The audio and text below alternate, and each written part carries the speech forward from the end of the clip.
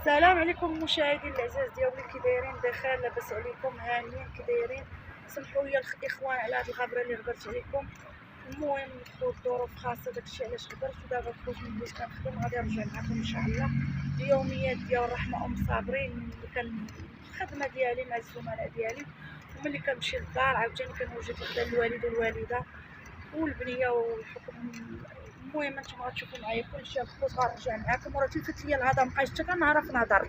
عرفتوا شحال ما صورت الاخوان. وتابعوا رحمه صابرين، والله يخليكم البارطاج والدعم، الله يسهل عليكم.